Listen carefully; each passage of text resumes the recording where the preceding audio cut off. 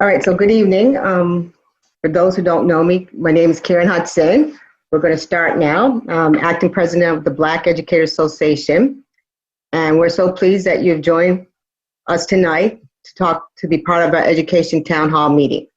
And it's called Envision Your Education, We Are Not Done Yet. And this is the beginning of other conversations which will take place in the near future. We're also grateful for the collaboration of the Office of African Nova Scotian Affairs and the Black Culture Center. And tonight I will be your moderator along with Ms. Rachel Ross, who is the chair of our curriculum committee for the Black Educators Association. And before I begin, I want to recognize that we're on unceded Mi'kmaq territory. As well, I want to also pay homage to our African ancestors who have laid the foundation for us. And the BEA has been in this fight for justice. Oh, before I start, please mute your microphone. And this can be done by clicking on the microphone icon on the lower left side of your Zoom application. The BEA has been in this fight for justice, equity, and against systemic racism barriers that Blacks have faced for over 400 years within the education system. BEA is the oldest grassroots organization and has been in existence for over 50 years. And to this date, we have a small group of individuals who work there. Our director of programs is Ms. Jackie Smith-Heriot, and then we have Donna States and Carrie Johnson, and also the admin assistants. Our focus at BEA will always be on our Black learners because Black lives matter. And we believe it begins with education. Education is only one piece of the puzzle to securing equality for Black people. And the current Black Lives Matter movement has elevated the work that must be done in order to address systemic and racist practices that continue within our province. Our children cannot continue to be left out of their history. Our leaders, the politicians, policymakers, anyone who have influence, they cannot continue to be silent. The BLC report must be part of our plan moving forward. We are in a pivotal time in our history and we must influence the educational landscape of our students. So tonight we have a wonderful panel who will address the questions posed by you and discuss any concerns you may have pertaining to education. But there's a few housekeeping rules. One I just mentioned to you in terms of muting your microphones. For those who are joining by telephone, you can press 6 to mute or unmute your microphone.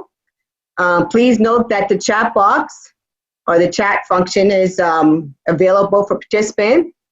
Try not to engage in personal information because other people can actually see what you write there.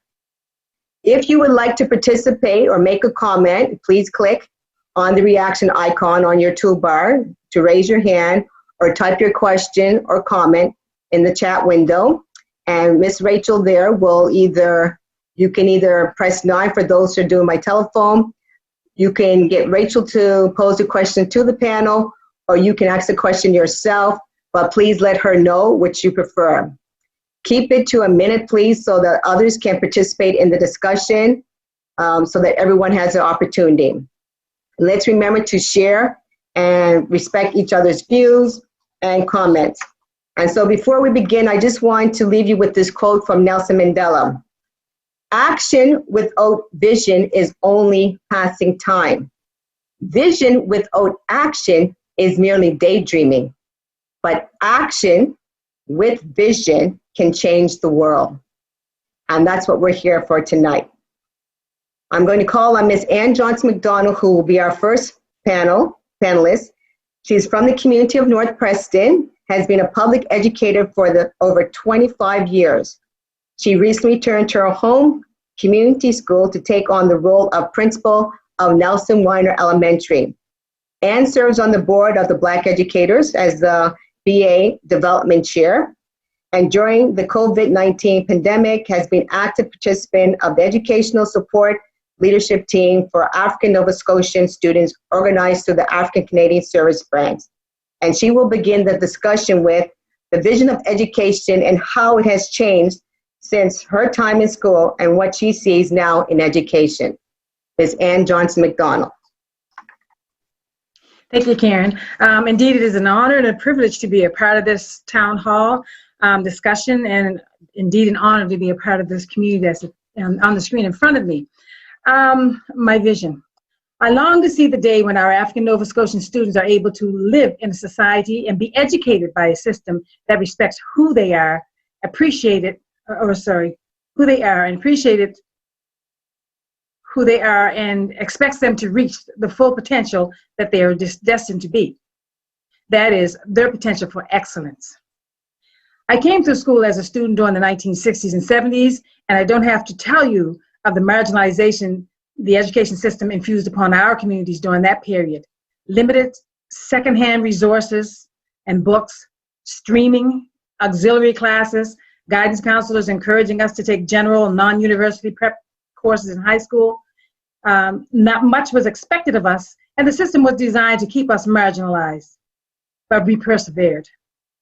Many who were streamed into auxiliary or general courses returned to upgrading as adults. Some even went on to community colleges and universities to establish their careers and start their own businesses. Then came the special education policy designed originally for students with high medical needs, but somehow, again, the system made it the policy to marginalize our African Nova Scotian students through unwarranted individualized program plans, IPP, and I saw that, witnessed that. Again, I don't have to remind you of the generations of youth that has been negatively impacted. Activism such as the class action suit, the Black Report, and the activities of community organizations such as BEA, BUF, and now the Black Lives Matter movement continue to name it and expose the anti-Black racism that exists in our education system. Throughout my professional career, one might say that I have been typecasted, so to speak, to work in particular types of schools. Well, let me tell you, I have gone to these schools through a divine purpose. I pray before I take on any job, and a heartfelt desire to impact our students in a positive way. As an administrator, I actively emphasize transformation of school culture with an emphasis on high expectations of excellence. I expect all of our students to reach excellence, and at the school level, it starts with culturally responsive pedagogy, CRP, looking at the levels of culture, exposing systemic barriers and the effects of racism, and begin the building of cohesive transformation with staff and school community. This must certainly include emphasizing and empowering students with the language of excellence, and in reference to our African Nova Scotian students, understanding and taking an Afrocentric approach. And that's my vision. That's what I want to see for our students. Thank you, Ann. I'll next introduce our next panelist, which is Morgan Garrow. She was born and raised in New Glasgow, is a current grade 5 teacher at St. Andrew Junior High School with SRCE in Antigonish. She has been teaching there for 7 years and is currently completing a Master of Education in Culturally Relevant Pedagogy at St. FX. She's going to speak on the same question around her vision of education and how it has changed since her time in school and what she sees now in education. Ms. Morgan Garrow. Thank you very much. Again, just like to echo the same sentiments. I'm very privileged to be on this panel. I recognize a lot of the individuals that are in the virtual room tonight as, you know, individuals who have really championed success for our African Nova Scotian learners, for myself, who has come up in the system. So it's a great privilege to be here amongst you all. What I see now in education, I don't think I'm that far removed from the education system. I only, graduated X amount of years ago. I don't think personally not a whole lot has changed. There's still a lack of knowledge of our history and our school systems from the top down, whether that be the centers of education, our principals, and our educators. We have a lot of Indigenous African Nova Scotian communities in the backyards of these schools, and there's just a lack of knowledge of our people and our history. When you look at the streamlining of the P-6 that recently happened, there's a lot of false promises in that our culture kind of became a tag on and not genuinely integrated into the history and into the curriculum for our Nova Scotian learners. So that really falls short. As a teacher, when the wheels hit the pavement in the thick of it, I see a lot of our parents still frustrated. I see a lot of our students still frustrated. The students that I work with, I see my peers reflected in the students that I work with, going through the same struggles, having to use their voice at 10, 11, 12 to educate their teachers, to educate their principals, to educate their peers on their history, much like I myself had to and my peers had to. I see them being racially stereotyped, being marginalized. The list could go on. I see a lot of reflection in our today's youth and in what my peers and myself have experienced going through the system. What I vision for our education system, I've been pretty vocal about it for a while. I would love to see an Afrocentric school, something that's accessible for all of our learners across the province. I find being in rural Nova Scotia that our students tend to be an afterthought. Our students don't get to participate in a lot of the same programs or activities or celebrations that happen, let's say, in HRM. So I'd love to see an Afrocentric school or some type of curriculum that kind of diverges from the whole Eurocentric, individualistic, hegemonic type education. I'd like to see something that is society-centered, that really draws on our collectivism, on social responsibility and collective change, how diverse viewpoints really strengthen the collective. So that's what I'd like to see.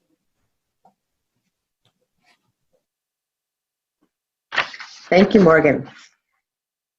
Our next panelist is Barb Hamilton Hinch, Dr. Barb Hamilton Hinch.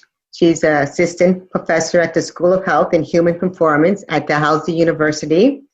She's presently done several research, but one that she's involved in currently is with Inter-University Research Network, where she's working for the Department of Education doing research on Black learners.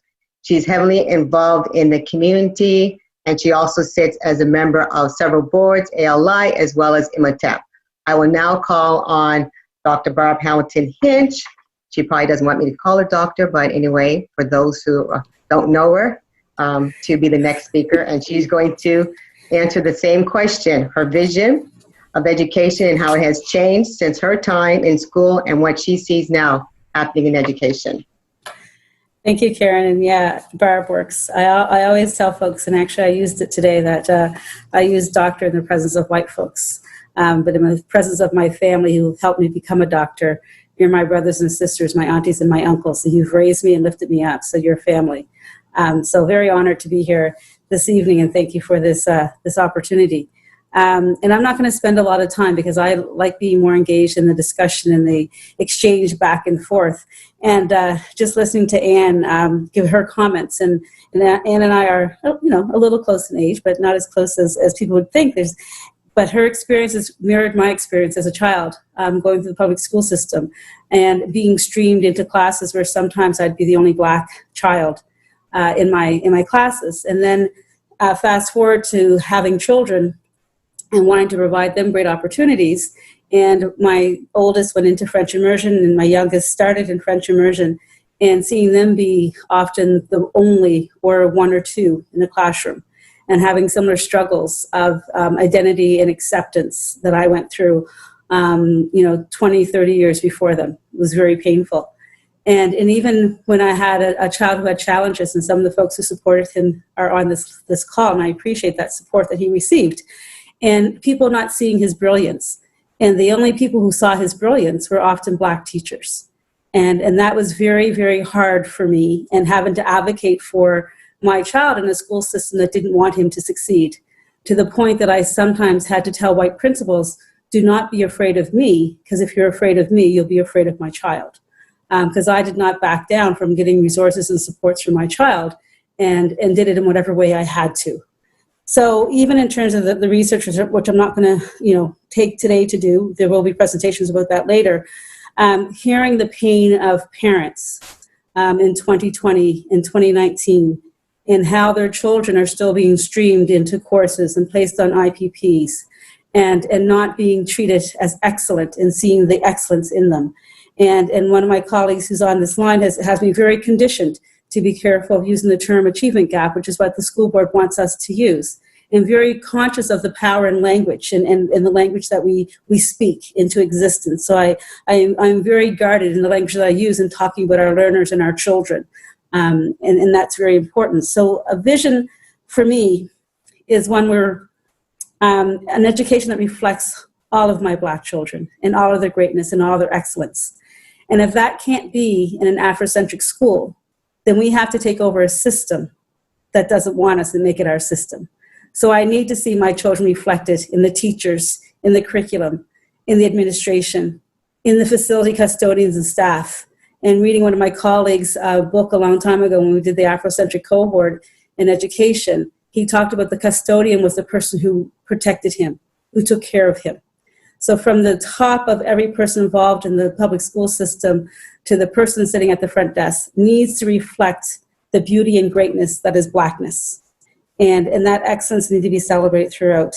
So that's my vision. And if we can't have that, then having people who understand our excellence and us not having to fit into a system that doesn't want us, but create a system where we're celebrated. Thank you, Ms. Barb.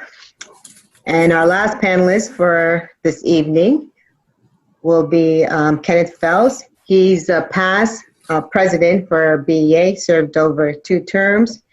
He has been probably one of the only individuals I know who has been an administrator at all levels, in elementary, junior, and senior high. He was the race relation person for South Shore. I don't remember. He's presently with the Afro-Canadian Service Branch, and he's heavily involved in the community as a community activist, and he's part of 902 Man Up. He's going to answer the same question as well, vision of education and how it has changed since your time in school and what you see now in education. Mr. Ken Phelps. Thank you, everybody. And so glad to see so many folks. First and foremost, I acknowledge my elders, those African elders, and I also want to acknowledge the warriors, those who protected this land, unceded territory, the Mi'kmaq and Maliseet people. I want to start with a quote. You've got to heighten the contradiction. You must have the confrontation, and out of that, you have a resolution. But without that contradiction, there is no resolution. That's Dr. B.A. Rocky Jones, a mentor and always been a great supporter. For you folks that don't know, I brought my history with me. I am the child that you're talking about tonight. My vision came from our communities, my elders, my pastor, who believed that as a 12-year-old, I could teach Sunday school, primary students. My love, my passion has always been the youngest children. My great-grandmother, with a background in cadets and military regular forces, honed my instructional skills and my technique. How this changed was a result of how I was being treated in school. As a result of the systemic and overt racism, I was willing to be able to reach out to any student. To this day, I love all the children that I work with, knowing them first, teaching them first. Where they were, always lifting them up to be proud of their heritage, their beauty, their self-confidence was the most important. I did not want them to be treated like me. That came from Sunday school, all Black environment, and it was all that. But as a student in grade 11F, as Ann Johnson McDonald and Barb talked about streaming, Can you imagine being in a high school in grade 11F? Huge, emphasizing with this one teacher, talking about melanin every day, shaming in class. He was stuck in the aftermath of the civil rights era and the dawn of the neoliberal era of the 1970s. Teacher in primary, first day in school. First day in school. A fellow named Kenny Kelly pulled the little girl's braid. Kenny Fells got the blame, sat in the corner for the entire day. Great way to start my education. Always continually activist as a 5-year-old when a teacher told me I had to color the leaves yellow or green. Got sent home. Brought the purple leaves back with my mother because the leaves were purple, just like by my house. Grade 3, they thought I was so cute, they wanted to keep me in grade 3. As an 11-year-old walking to where my mom worked as a washerwoman, couldn't go in the front door, had to go to the back door. Remind me of my grandfather sitting on the back doorstep, not being able to go uptown after 6 o'clock. Police moving them on. So you can imagine grade 6 being bullied every single day because I got sent back to grade 4 because I couldn't comprehend my reading skills. Can you imagine? I used to win every contest for spelling words, silver dollar every year, but didn't comprehend. So I was well grounded and able to teach because I didn't want children to be like me. You got to remember the Black family was continued to be disrupted by social services and child protection by overzealous staff members back when I was growing up. This was a consistent dismantling and off-balance tactics used to maintain control and power of Black families in the African Nova Scotia community. Those folks who can remember the poorhouses, the psyche, before they had family allowance, the Negro Education Fund. So yes, I was a Pan-Africanist using the Malcolm X approach by any means necessary to support our learners. But by supporting all learners, I supported our Black children as well. Black Panther Initiative, those breakfast programs, dental clinics. When I went to an Afrocentric school, it was no problem for me to morph that Afrocentric modeling and utilize restorative circle approaches to educate with intentional instruction and culture-relevant pedagogical approaches. It was all about the love. It's all about giving back, as my elders taught me. And with that, I'll stop.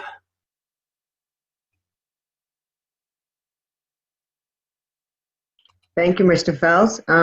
At this time, I don't know if there's any questions. I'll defer this to Rachel in terms of any comments within the chat. If not, I do have a question to pose.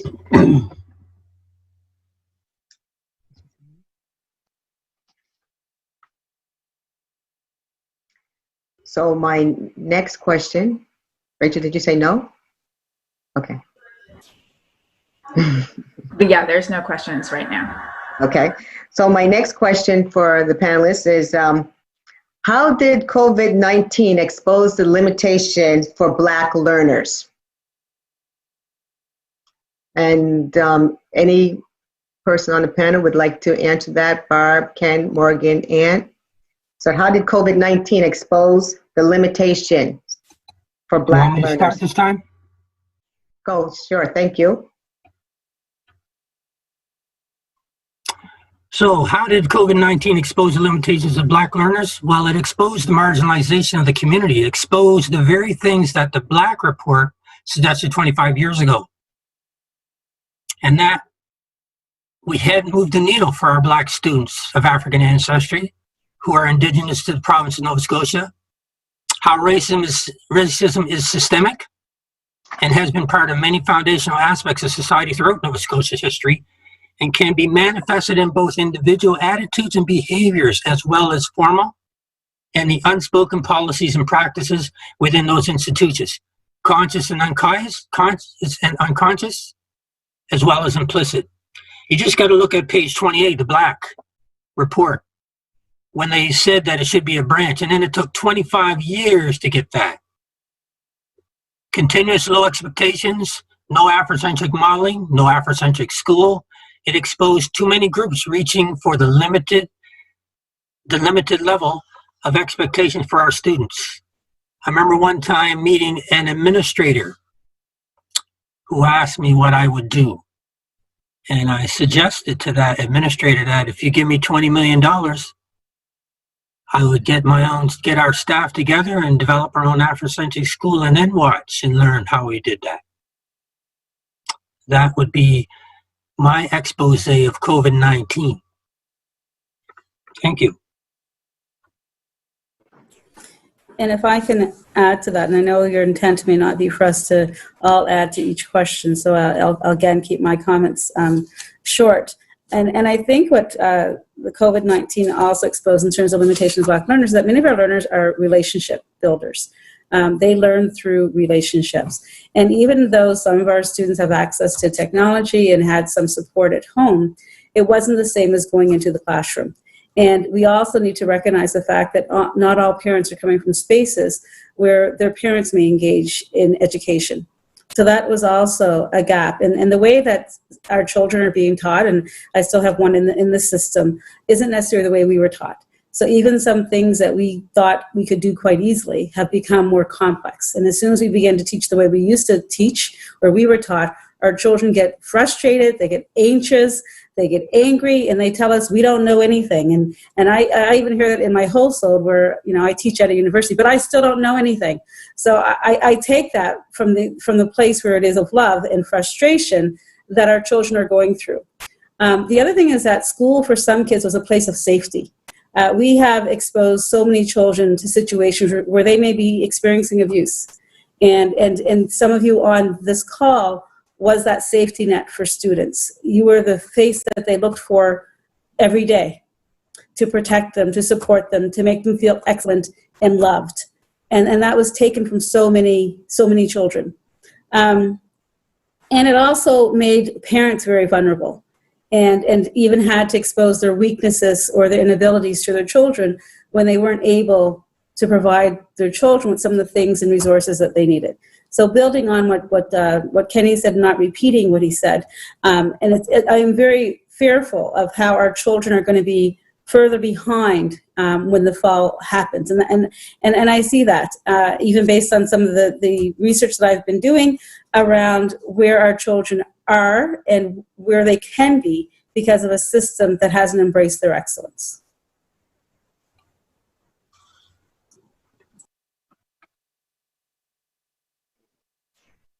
Did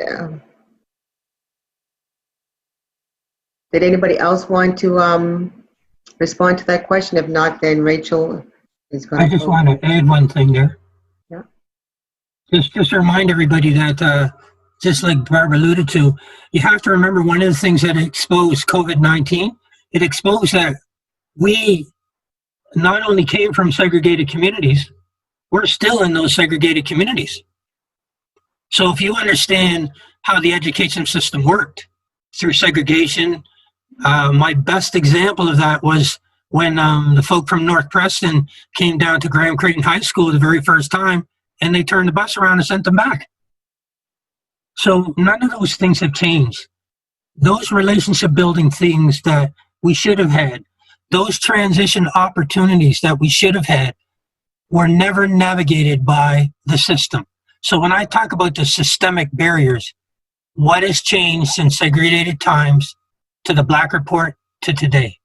COVID-19 did nothing more than expose those limitations for the internet, communication, food for our children, like parents who are incarcerated, grandparents supporting those children, having to deal with 4 or 5 children all day long, where they used to be fed at school.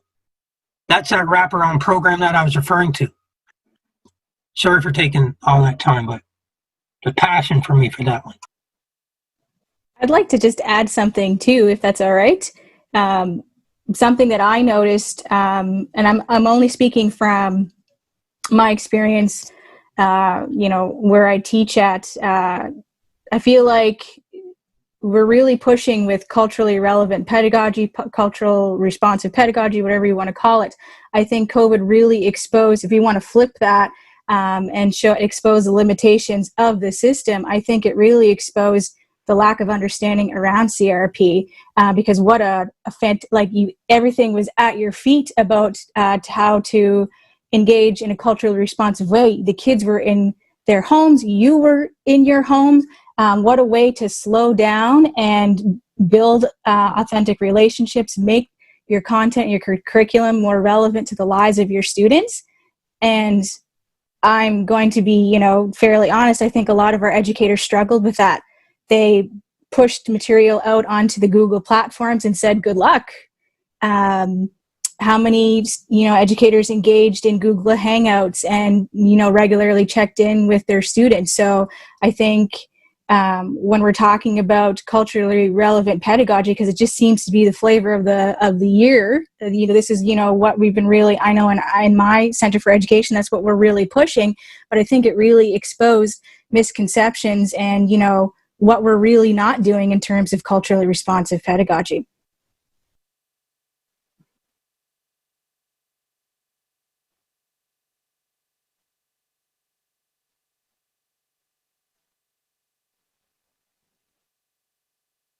Ms. Rachel?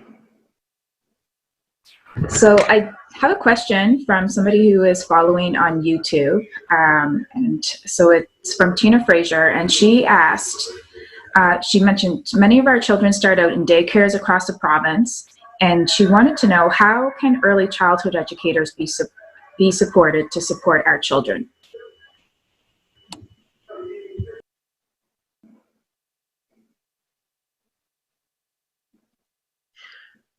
I think with early childhood educators, we have to, again, emphasize the importance of that cultural relevance even within the daycare system. I mean, I'm familiar with the daycares that are within our Black communities, and I've seen the strength of the children that come out of the daycares that are within their Black community. They come into the public school system with a sense of strength and security. Sometimes it gets lost once they get into the public school system, but just having those homegrown early childhood educators from the community. I'm not sure if the same thing happens in other daycares that are within the city or within other areas. So I think the same philosophies have to be instilled within the daycares as well, of the culturally relevant pedagogy within the daycare curriculum and child care. And for our children, they need to be exposed to that Afrocentricity, that strength that we get from grounding them into who they are right from the start. Because as we know, once the children, studies have shown, once children hit school and hit that school age and school system, something happens. Because our babies start out ahead. The research showed that our babies in the psychosocial development and the education development, they started ahead. But something happens when they reach age 5 that causes them to fall behind. And we know what that something is. It's the impact of that systemic racism. So we need to be cautious to focus on grounding our children, even at the early childhood level. Can I add to Anne? That's an excellent response, Anne, and a really good question, Tina. And I thank you for that question, because in some of the stuff that I am looking at, we are looking at early childhood development. I work with Jessica McCossack from Mount St. Vincent University, whose area of expertise is in early childhood development. And in that, we're looking at the use of EDI, Early Development Instrument, and how that is used against our children in grade primary. And even as a parent who had 2 kids who went through the school system, I didn't know that my children were being tested as early as grade primary by a teacher to find out how they're going to be successful in the school system, how they're interacting, how they're socializing. And children are being evaluated as soon as they step foot into that classroom. And I said, and whose lens is it?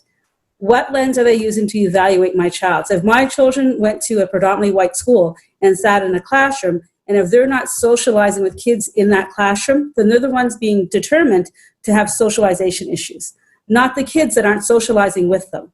So if my children come from a predominantly safe Black community or safe daycare where people look like them, sound like them, respond to them, and now they're in a predominantly white classroom and they're backing up, all of a sudden they're the ones that have the issues around social development.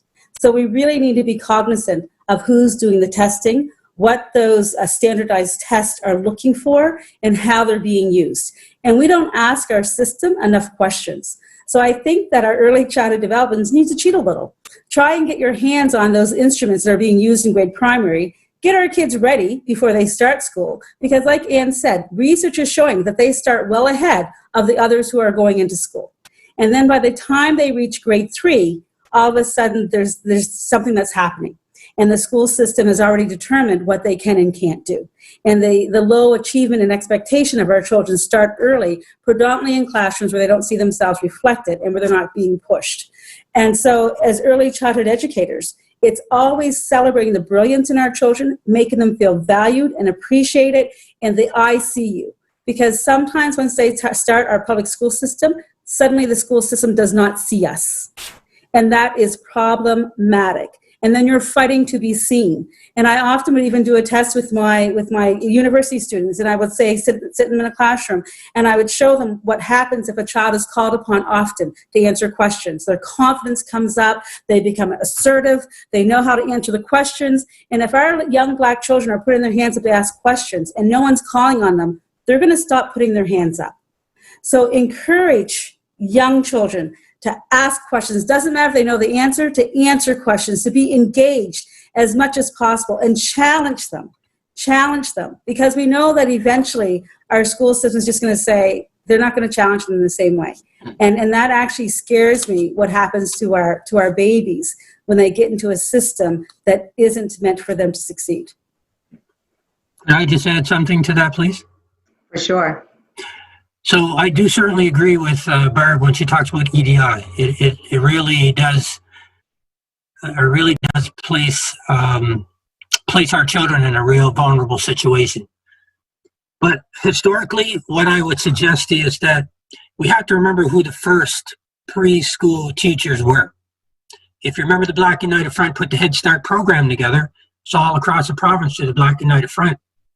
And the precursor for that was the 4+ program that came out in the central north in Halifax and other places around the Halifax area. And then we developed the Afrocentric pre-primary program in Nelson Winder and other places across the province. But then you could see how the system itself, those systemic barriers, come in and play a significant role in taking away from a benefit or something that gave our children a little bit of a step up.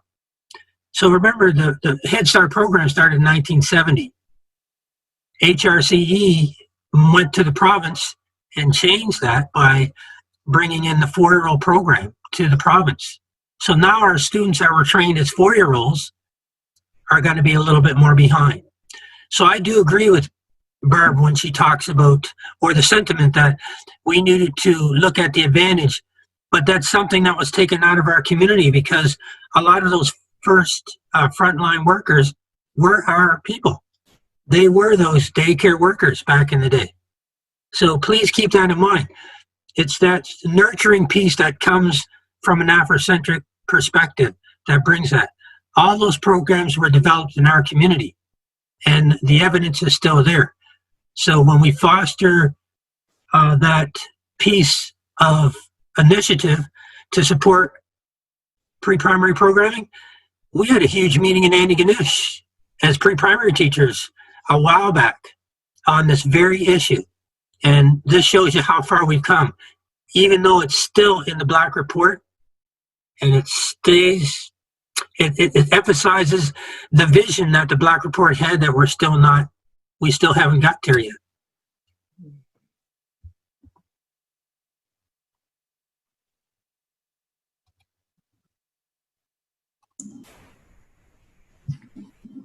I think Rachel was going to share something. Okay, so there's some discussion in the chat. Malik had made the statement that staying at home was a possible insulation from systemic racism at school.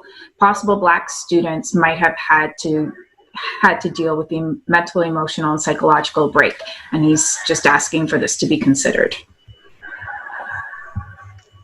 Anyone from the panel would like to comment on that? Absolutely. I thank you for bringing that up, because the mental health is something that we're not talking about. And it did help to have that protective factor, especially if our parents were home, to also support them through that challenge. And I do appreciate the role that you're now playing within the school system and for raising that. And I would love to hear, and I saw you mentioned from students how they managed being at home during COVID around both the emotional, mental health and even their learning. And you're right, some of them have been protected because of being home. I even think about that, and I'm sure teachers think the same way. I'm not looking forward to going back into the system, especially given what we're going through around Black Lives Matter, and tired of the phone calls and the emails of what can I do? Like, our students are getting those same darn responses. They have friends that are reaching out to them that never reached out to them before, that have been in their circle saying, hey man, I never thought about this. And it really troubles me how all of a sudden our Blackness is awakened as if it hasn't already been awake. And now we are not only having to deal with that, but even the ridiculous questions that our kids are getting and what we're getting around being Black in Nova Scotia and Canada and in the US. So thank you for raising that point. I know the youth that I work, I've been in touch with quite regularly over the course of COVID, and, you know, even up to as early as, you know, yesterday. And they've been relieved. They've had a rough go this year at their school with some racial incidents that occurred that weren't dealt with in their eyes appropriately, and it just kind of snowballed and escalated to a lot of trauma for them. So they've been relieved that, you know, they didn't have to be in school surrounded by that, because when March break came, I could tell a sense of heaviness in them at you know, anywhere from grade 5 right up to grade 12, having to deal with that overt racism. So I could see it in them, the drain, and having to be the ones to vocalize what was wrong to administrators and teachers, and having to stand up in classrooms and saying to, you know, combating racist comments from their peers where the teacher said nothing. So they've been relieved that they've been home. Yeah. And I got to, Antigonish had a Black Lives Matter march here not too long ago, and Antigonish is a very small town, but there was 3,000 plus people that showed up to this march, and at the front were, you know, our Black youth leading that march. And so they're very much invested in, you know, what happens in the future, and they've got a strong voice.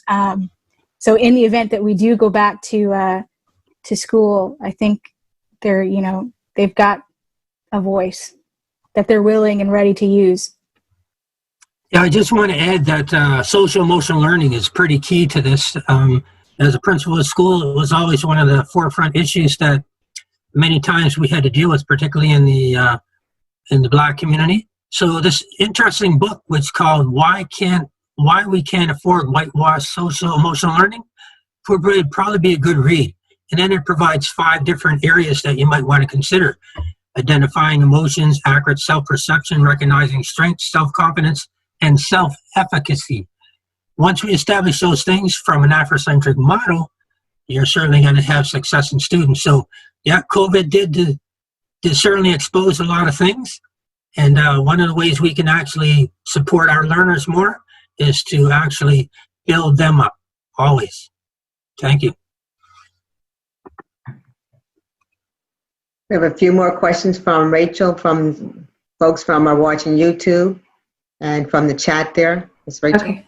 All right. So Liz just added that 50 years later in her life, perhaps the only recourse is class action suit for the failure of the government to meet the needs of African Nova Scotian learners. And this has been discussed in other regions such as Cumberland, and the letter to previous race relation coordinators. Then the money could be put into our education, which is...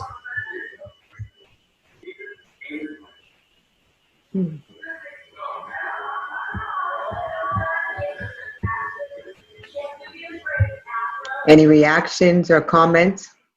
Class action suit. Always have a reaction. You have to remember that, again, that comes with them systemic barriers. I'm always come up front because if you remember, Ann, when we were at Nelson Martin Elementary School, what happened after 5 years of an Afrocentric environment?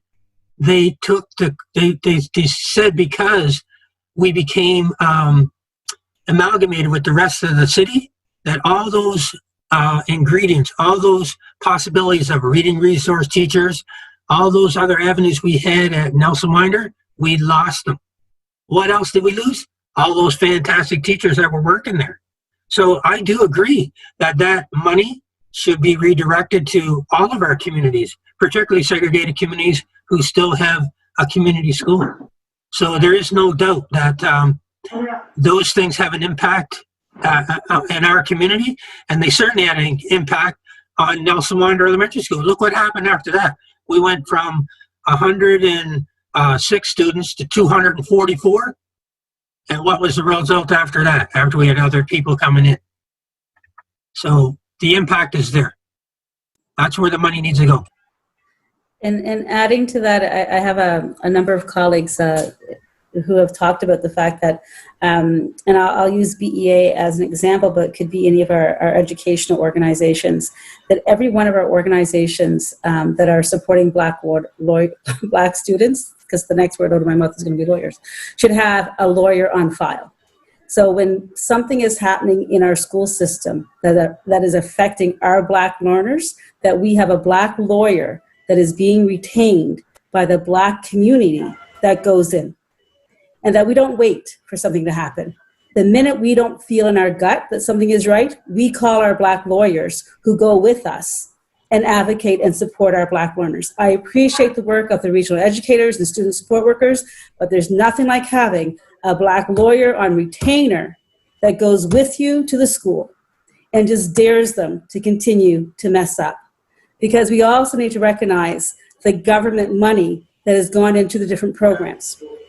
That has failed in some cases. Not the programs haven't failed, the government has failed us. And so we really need to make sure that we have our ducks in a row and that we have the resources that we need and that we have a team of lawyers on side and ready to fight the issue. The last thing you want to go in is not prepared. And we have enough examples from over 50 years, as you said, Liz, where our children have been miseducated. In one of my research projects, a parent talked about the fact that they want to do their upgrading and go to the community college to get their GED. And they had to do their testing. And it wasn't until they did their testing that they were told they have a grade 3 education. So she was able to work through the system, get jobs, work, wanted to get her grade 12, and was told she was functioning at a grade 3 level. We need to have lawyers on side and have them ready to go in and advocate for our teachers, our students, our learners. That would be one of the things that I would strongly suggest. And also what that team of lawyers would do would be to ensure that, the follow-up of, say, a class action suit doesn't fall through the cracks, because as Ken mentioned, a lot of the things that were laid out in the class action suit have gone by the wayside. You can't even find a copy of it.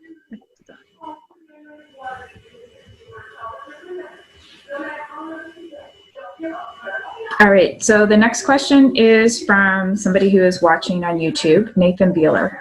He says, I'm a music educator. I know there's a need to rethink culturally responsive music education. I'm interested in any thoughts the panelists have on music education in general.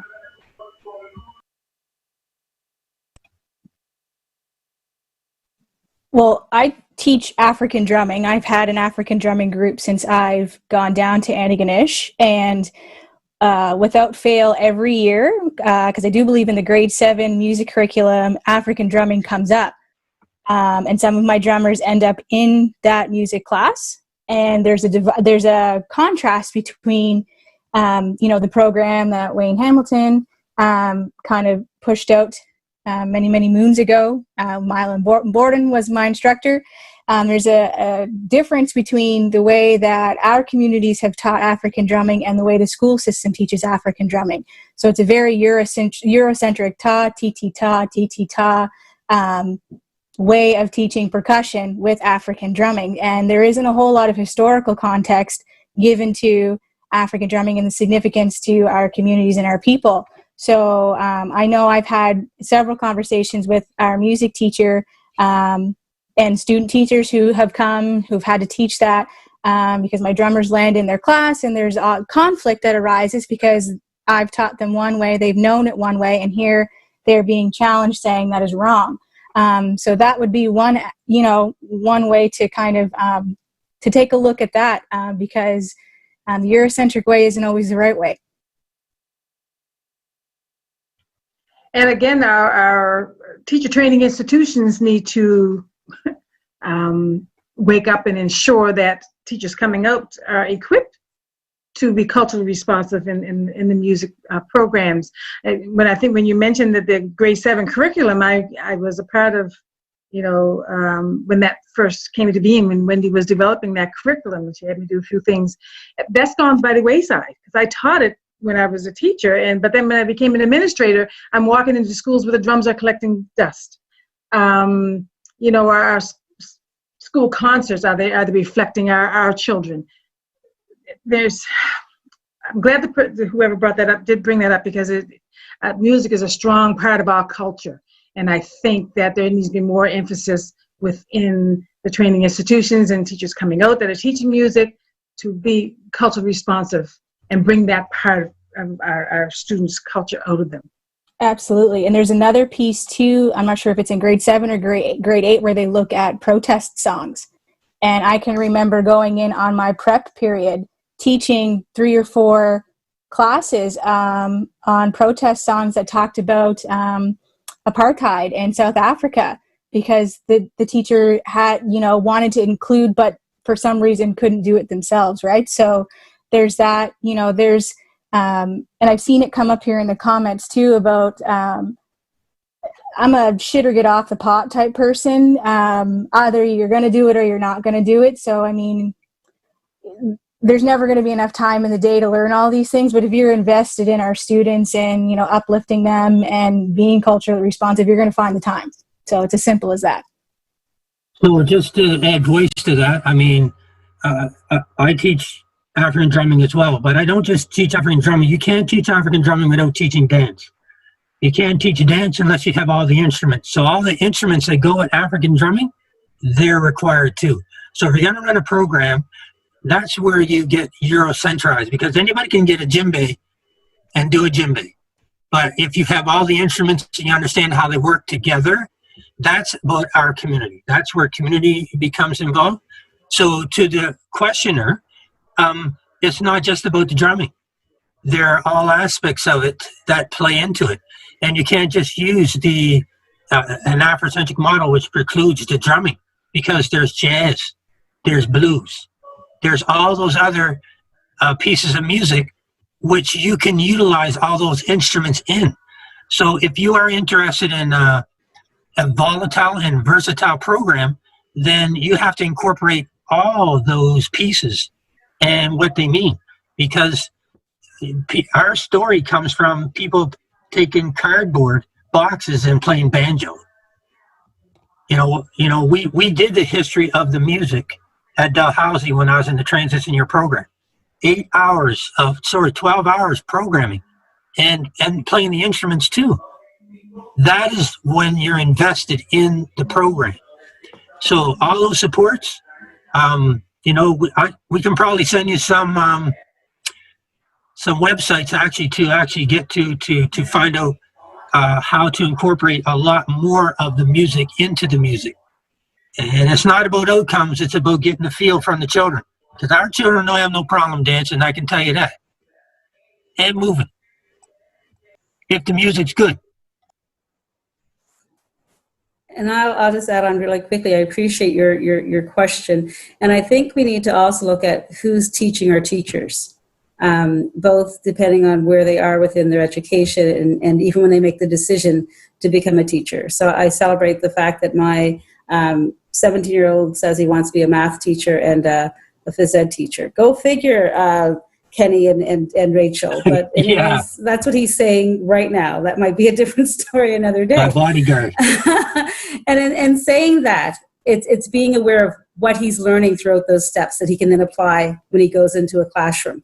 And I don't think, and I think we need to bring more guest speakers into the classrooms that are diverse and reflect our children from whatever cultures they may be, but we're here to speak about our Black learners.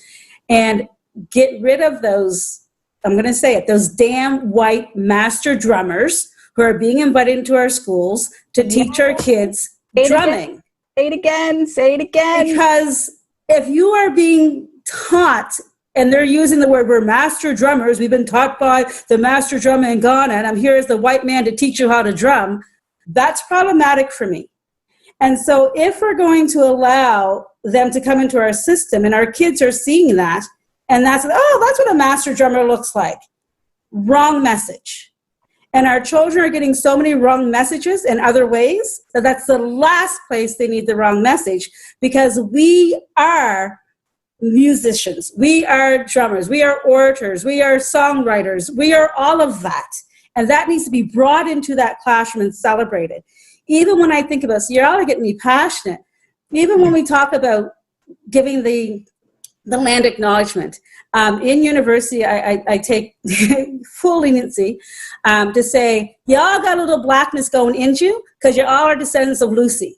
So we can give the land acknowledgement, but humankind started in Mother Africa. And I give Mother Africa first honor. And then I recognize my Indigenous brothers and sisters, but I let them know who they came from. And I also say that if there's any of you here who don't want to be taught by a Black professor, please leave now, because you're going to hear about Black issues. You're going to hear about racism. You're going to hear about systems that don't work for me. And we need to, and I know that I'm in a different position at a university, but we need to recognize that as teachers, the power that we have as educators. And as our older Christians would say, the tongue is a sword. And if nothing comes out of it that's positive, if we don't reflect positivity in everything we do, then our children are going to get the wrong messages. So we need to go back, and sometimes it takes a little bit of extra work, teach ourselves a little bit of things that we can bring into the classroom. And if you don't know it, then reach out and ask somebody to help you, because we need to do better as educators. Ashe, because it's important that our folk do know that when we go in the classroom, or when we do that first note, I did the same thing. I acknowledge my elders, and then I acknowledge the warriors. But one of the things I wanted to establish as well is that I work with 4-year-olds, just in case anybody wants a drummer works with 4-year-olds. So I love working with them, happy people. But you have to make sure you have the right size drum for them, for those children. You can't have the big bass drum. You have to have the right size drums. So that's another thing that I wanted to add, that I forgot to add for the person who asked the music question. The right size drum for those children, particularly preschool, is very important. And they like to drum too, believe me. And try it in the learning center. That's another specialty, if you got some chance to do that. We have a few more questions from Rachel. Okay, so our next question is from Archie Beals. He's asking, how do we as a community adequately academically prepare our children for post-secondary? We know that the public school is not doing it, so we as a community have to.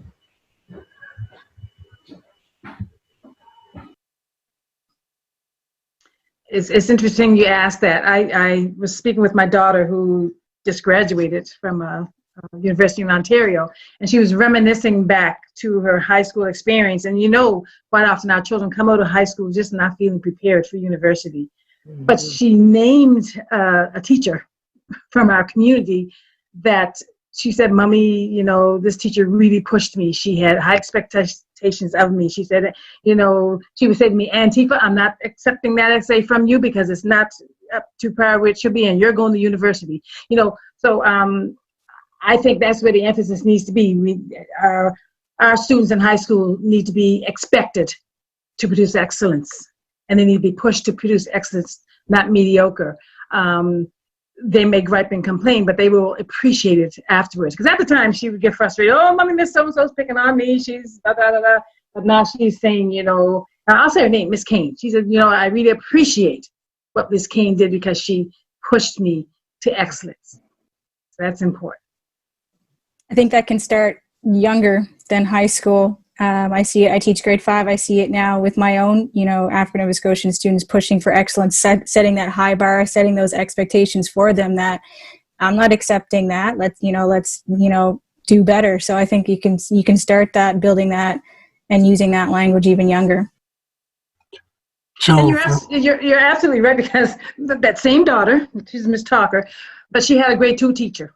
Again, someone from an African Nova Scotian teacher who pushed her, got her to set goals, and and I think that's what started her on that road to saying, I'm going to achieve. Because even the grade 2 teacher would say, okay, you're at this reading level.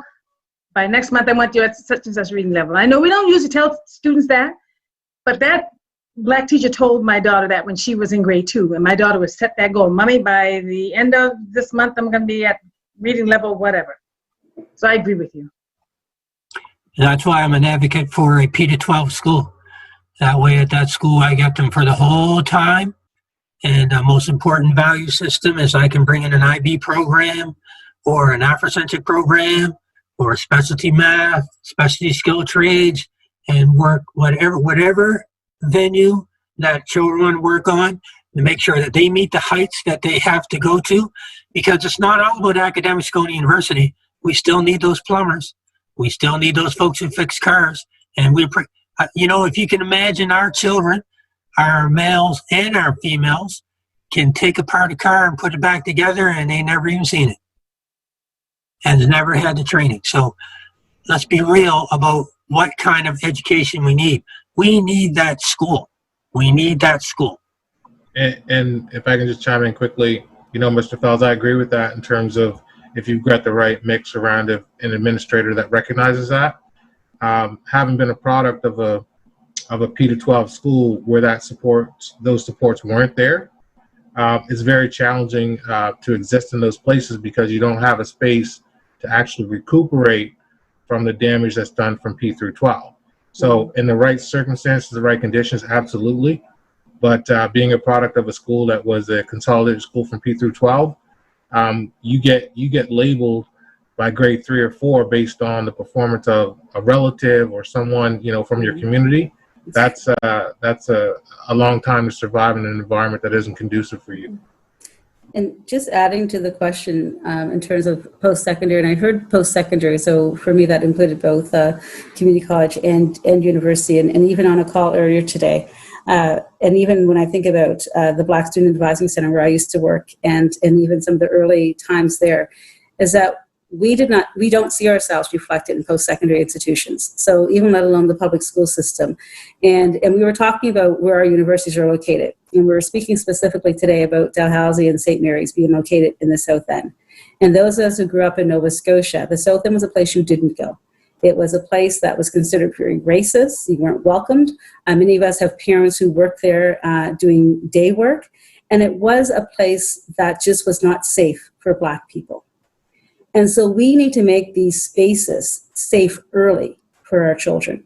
They need to see themselves reflected in these spaces, and they need to feel they can walk on those campuses early, just like anybody else. So as soon as you can expose them to a university campus, be it through a camp, be it through just taking a walk through, be it through you're going back to see someone that you were engaged with, whatever. Get those children on those campuses, both at the community college and at the university, as soon as they can walk. As soon as they know there's something happening besides public school, and this is another building that I may be able to get into. We need to expose them early to the spaces and make them claim those spaces early. And then when it comes to the work itself, the academic work, we recognize that our school system does not push our children in the same way they need to be pushed, because some don't believe that our children are going to university. And then when they get there, they are in for the shock of their life. And then a lot of our children don't ask for help in public school, and it gets even worse in university. They are not going to go to the Writing Center. They're not going to go for counseling services. They're not going to get a tutor. Because all of those things that they've been told in public school, that resource means that you're not smart. that asking for extra help means you're not smart, they carry that with them into university. So if I need extra help, that means that I'm not smart. That means that I shouldn't be here. And they are the most stubborn at that age. And so sometimes, and I say this as a parent who had a child who started university, and I was that helicopter parent that no one likes at the universities. And I remember him not doing well, but not coming to me and telling me he wasn't doing well. And said, oh yeah, Mom, I'm doing all the work. Ended up getting an F. And I'm like, what do you mean? I got to call that professor. You told me you were doing your work. You told me you were doing well. Why did you get this F? And then he admits, I didn't go for extra help. I got discouraged. I got frustrated. I got behind. But there's no one taking care of our children and monitoring that support for them. And so it's very, very challenging for our children when they're not comfortable in asking for help, because it's seen as a form of weakness. And we got to work on that for our learners. But we need to make them feel that this is a space where they need to belong. So when there's programs that exist, and I'm not tooting Dal's horn because there's many programs out there. When there's programs that are existing for our children, engage them. Get them connected to plans. Get them connected to Imhotep Legacy. Get them connected to Afro-Centered Learning Institute, to the Supernova camps. Whatever we can connect them to early. And if we need resources to connect them, then we need to find those resources. But we need to get them to see themselves as part of the system early. And even when they're there, and I don't want to belabor it more, we need them to think about what's next. I always ask any Black student on campus, so what are you doing after your first degree? Because some of them don't see themselves going on to a master's or a PhD because no one told them that's possible. So you need to speak excellence into them throughout, from the time they start going to daycare, to the time they start going to university, to the time they finish their PhD or whatever path they're going, be it medical science, be it a teacher. Continue to speak that excellence and see them being represented. Can I just piggyback on that too? Speaking from, again, being in a rural area, our students get left out. If it's not St. X, which has its own issues, they don't see themselves at DAL or SMU or whatever because they've never stepped foot on those campuses. So I very much agree with you, starting that, getting them on campuses when they're young. And I would love to see some of these programs extend down our way in our region because our students are left out. They're missing out on opportunities. The only time they get to perhaps visit DAL or SMU is in their grade 12 year when a support worker or a student advisor arranges a tour. And that, in my opinion, is too late. Again, build that excellence in them that, this is your possibility. You can do this very, very much earlier. And we need to bring back the Parents as Career Coaches workshop, and more specifically, the Afrocentric Parents as Career Coaches workshop. I had a privilege of attending one. It was facilitated by Archie, and I forget the lady in Truro. But it equipped parents to support their students as they're going through school and headed towards, graduating in high school. I'm just thinking fondly of the science camp that Dr. Agnes Calise used to run at St. X, and I got to attend that twice, and I did Camp Coogee and math camp. Fantastic experiences, but for rural kids, that those present challenges. Getting there, they're in competition with kids from HRM. It's not equitable. So when we're talking about how we can bridge that gap between high school and post-secondary, we need to take a really good look at how our resources are being distributed across the province equitably to all of our students.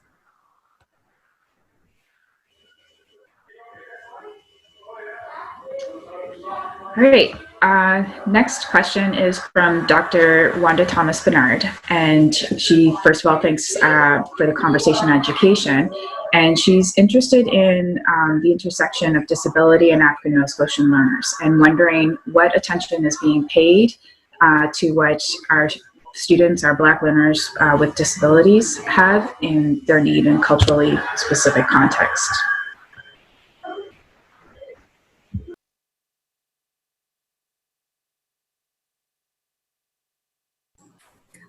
I nod my head because it's such a good question, and it goes back, and my colleague again that talks about the achievement gap is in my head, because if we have children, because I think when we look at this term, persons with disabilities, children with disabilities, it's so wide-reaching.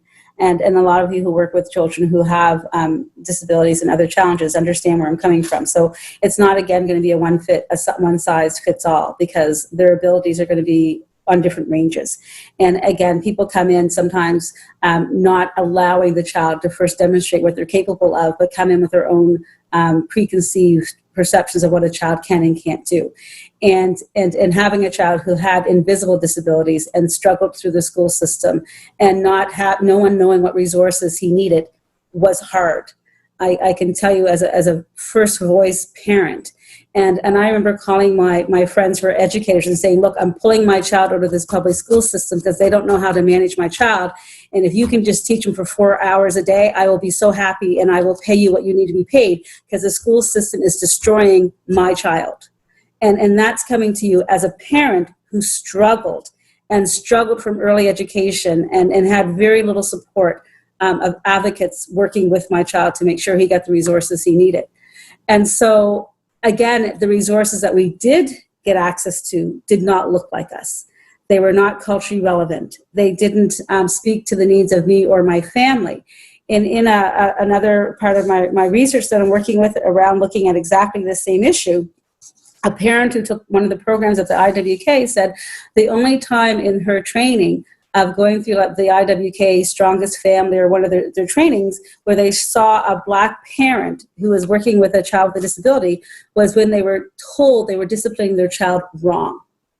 So even in the training that is being provided to parents that are working with children who have challenges, the material that they're giving is also reflecting Black parents in a negative way.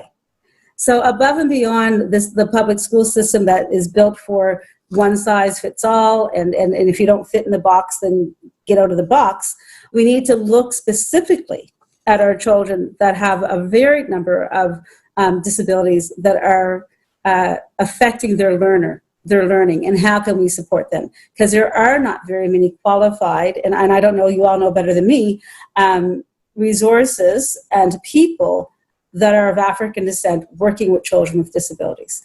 So again, they're having somebody telling them that they can't, or this is your limit. And that's another whole area that we need to begin to do more research and more support in, because that is a group that's being left behind. And that's often when you'll see, and I'm not saying that IPPs are bad for everyone, but that's often when you see IPPs being pulled out and children being wrongfully placed on them because no one sees the greatness in their disability.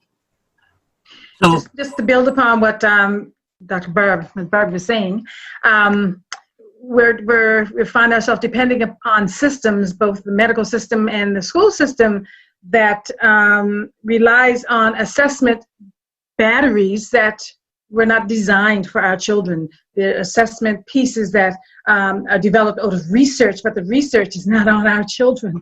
So then our children are put through these assessment pieces that just aren't relevant. And like Barbara was saying, then it gives, doesn't give the adequate results. And so then now you're programming based upon an assessment that hasn't given an adequate result. And that can become very problematic for our children. So like you said, there needs to be some different research done. And the research is out there. We in Nova Scotia need to start doing some research and tapping into the research that's out there that can support our children. And in particular, in response to the question, our children that have, so-called diagnosed special needs. So I think I'd like to take a crack at that question, because I've had a lot of work, done a lot of work with our children who have significant cognitive delay and significant mental health issues. We had one young fellow that had to be covered up all the time, totally Black, just unbelievable. And I think answering the question is not to make excuses for anything, but to explain that the systemic barriers that we deal with as Black administrators, trying to address issues of a culturally relevant pedagogical approach, where we understand that a child's hair needs to be done properly and clean, But if that child's coming from a foster care home, or they come from a blended family, or they come from a single parent family, those are all pieces that are not part of that question that an administrator might have to deal with. So for me, dealing with a scenario like that, we understand that how many meetings do I have to go to, or do we have to go to ensure that the IWK or mental health prospects or whatever entities within the school system, the student services program, are addressing those immediate needs. Because it always comes back to the school. Always comes back to the school. And it's not just about dealing with the child when they're in school, it's the 2 years after they get out of school that we have to take in consideration too, because they may be with us. We need to find a place for them to actually continue their education. Part of the problem is it ends at 21, where some children have capacity and ability to go further up to, say, 25. They're not going to grow anymore, and they're not going to change any more cognitive than they are, but the system just does not support that. So we're limited in what we can do, and if we're trying to get support for somebody who's 15, 16 years old, and then we can't get anybody on side to provide the services that are necessary, then that child is limited. I can tell you with one particular child, driving him ourselves, making sure he got to the IWK, meeting with people, the system just backed away from us. But we still stuck with our children, providing those culturally relevant pedagogical approaches that are required and the sensitivities that we needed for the parent. We always forget about the parent. The parent is, so emotional, so attached, nobody's interested in their child. So when I look at that question, there are so many facets to the question that could have been asked, but to having dealt with those questions from in a junior high, in an elementary school, and then in a high school, seeing what takes place all the way through, that's one of the areas I think we need to go back and we need to revisit. Got to have guidance on side, student services on side, the learning center on side, IWK. All those aspects have to be there and meet at the table to resolve those issues. And there has to be parent support too. That's the best way I can answer that question. All right, so thank you for that discussion. So we have basically 10 more minutes left before 7:30. And like I said to you earlier, there's so much to be discussed and lots of work to be done. And this is the first of many. But I want Rachel, there's 4 questions. If we can keep our answers succinctly and try to get through those 4 questions before we conclude for this evening. Let's try. Let's see what we can do. Miss Rachel? Okay, so the next question is from Vanessa Brooks, and she says, so what I'm hearing in my short time as a teacher is that an Afrocentric model in school would work. So what can we do to mobilize and get an Afrocentric school? And she's ready to put in the work.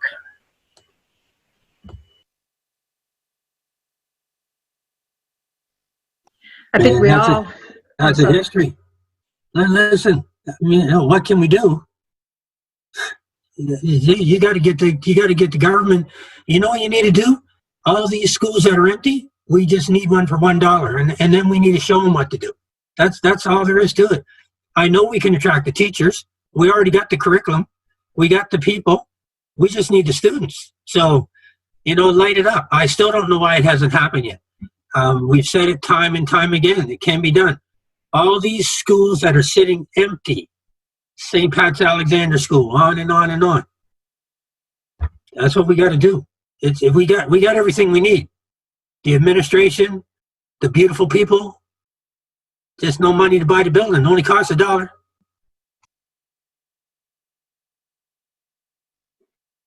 Anybody else would like to respond to that same question that Belle said, or we'll go to the next one?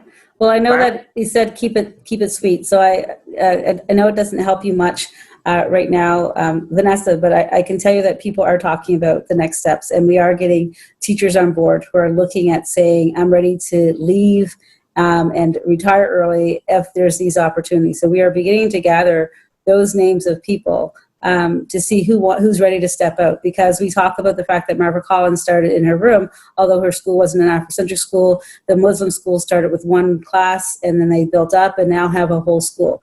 So, and we don't want to depend on the government solely. We want them. It is great if they come on board, but we need to make sure this is ours. And I know that the model that's happening out of Auburn is being talked about and celebrated within our school system. So we know that because that precedent has been placed, and Nelson Winder for a period of time was seen as that Afrocentric school, and I know that a similar model was tried at Joseph Howe.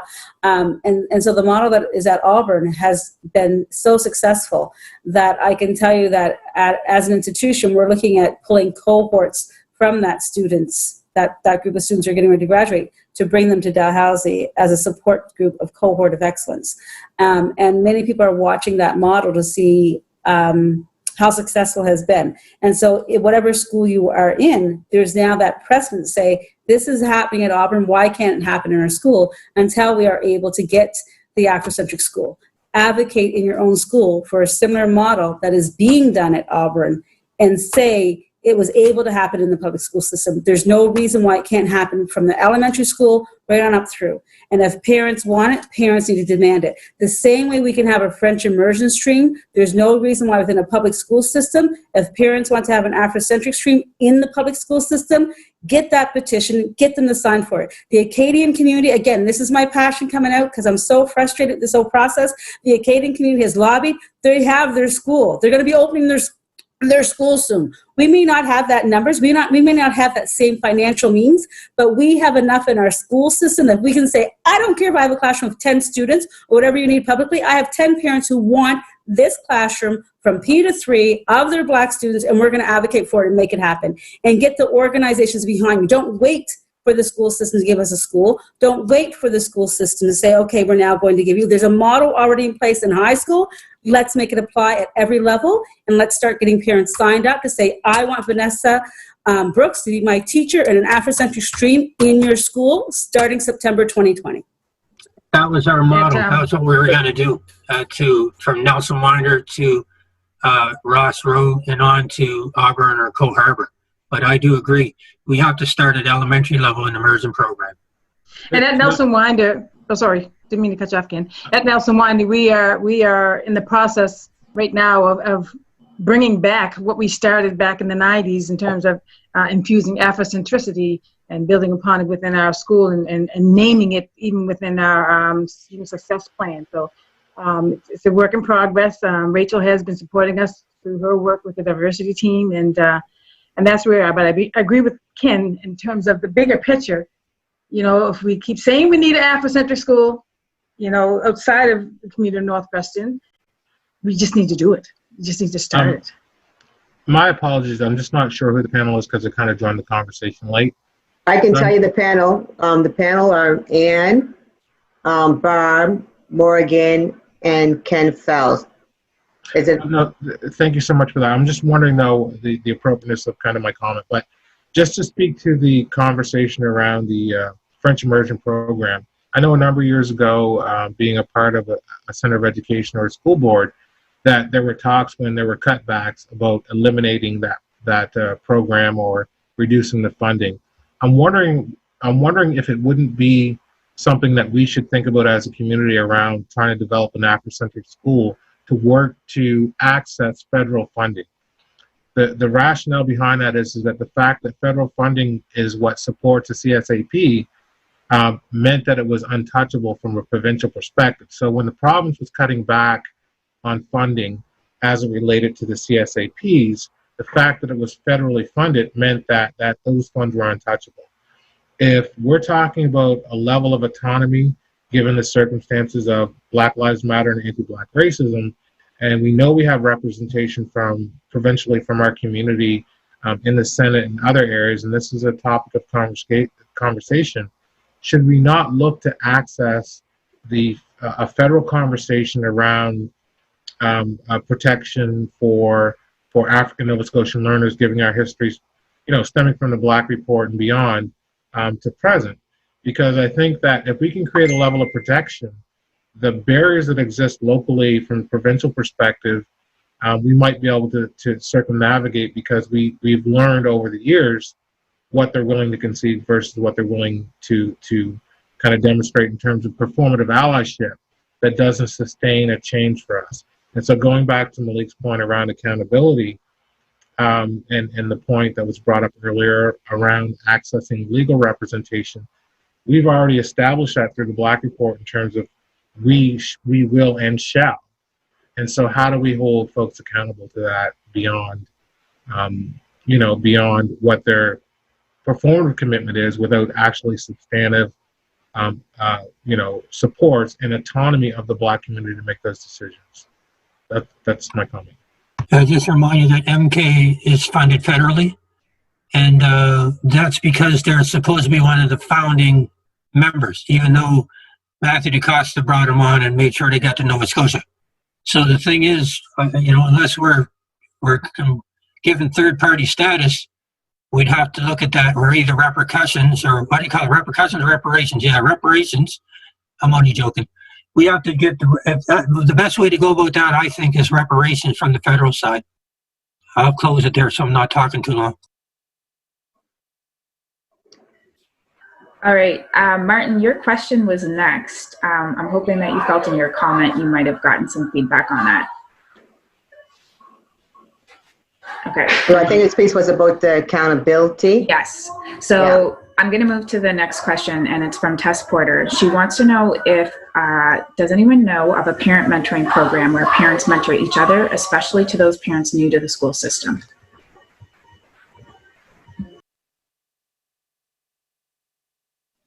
Would our education committees be a good place to start?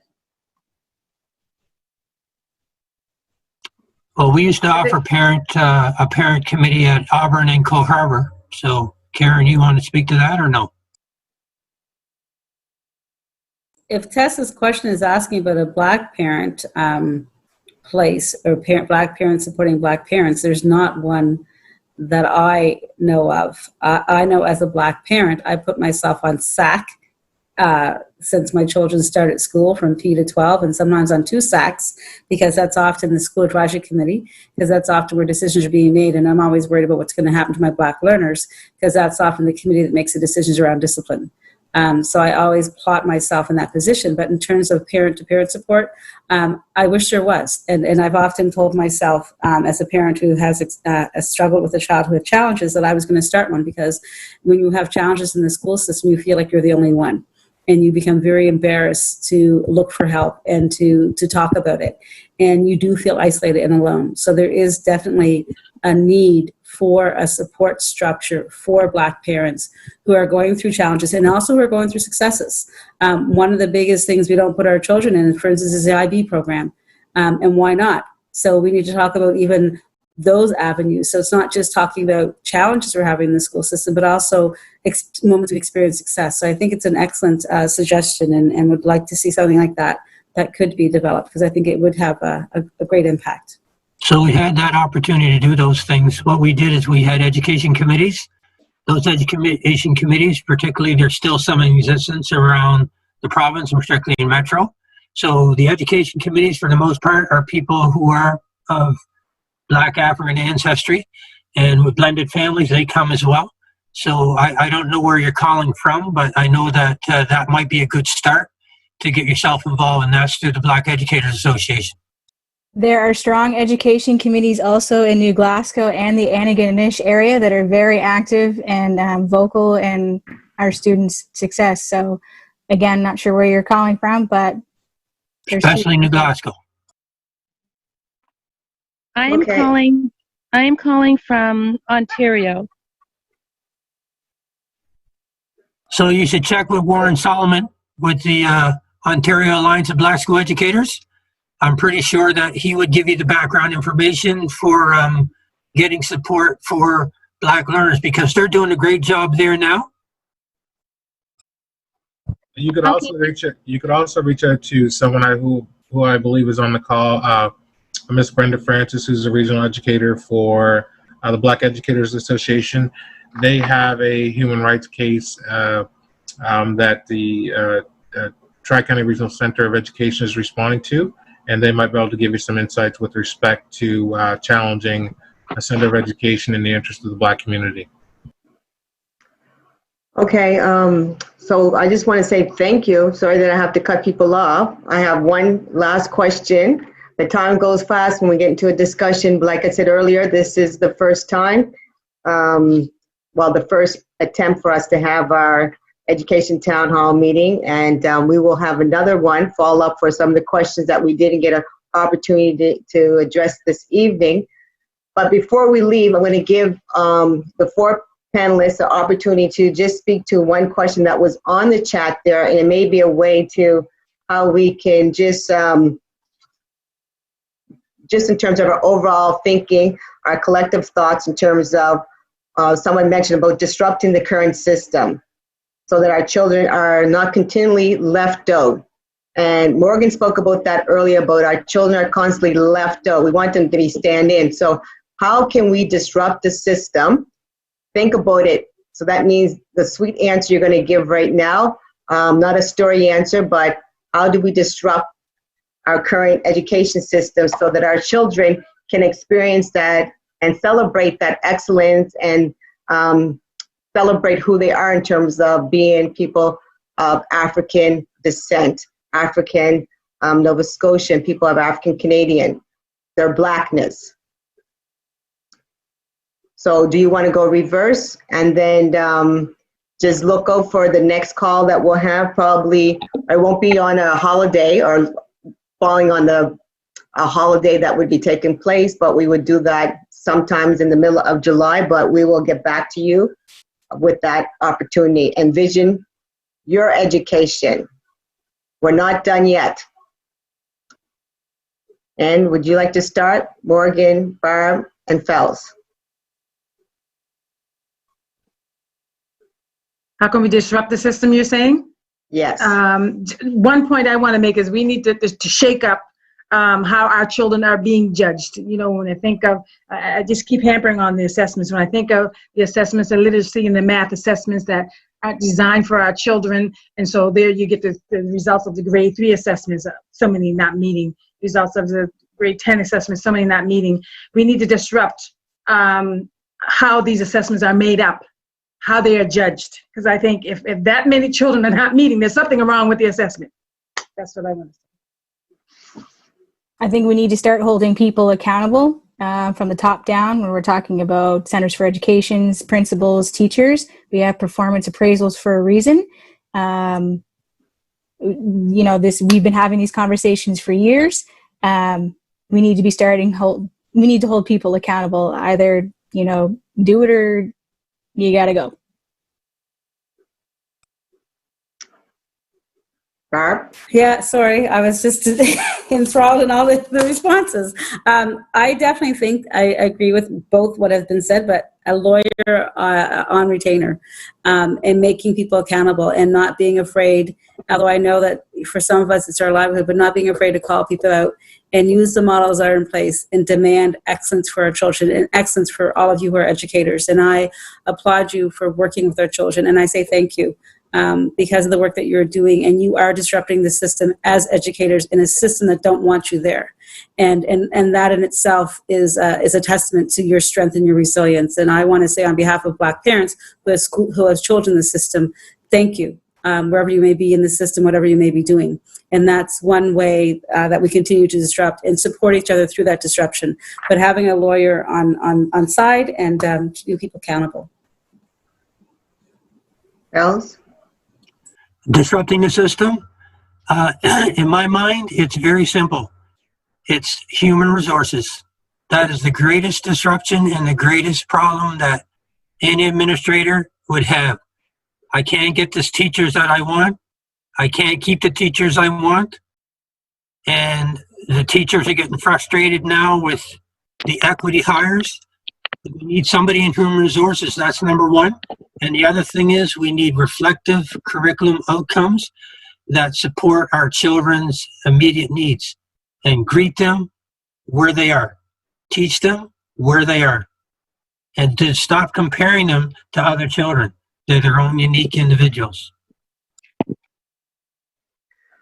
All right, so on that note, I want to just thank you all for those who joined the call, for those who are calling into the call, and for our panelists for your wisdom and knowledge and excellent comments and words to actually action and ideas to think forward in terms of what we need to do, and not just us, but others, because this work is just not about us, it's also our allies in terms of doing the work, who's going to be accountable for this work. So thank you for assisting us. Once again, I want to say thank you to the Black Culture Center and the Office of African Nova Scotia Affairs for allowing us, in terms of the Black Educators Association, for assisting us with hosting this so that we could reach out to those who didn't have technology. So the telephones and also the live stream. And it has been live streamed this evening as well, and those who are on YouTube.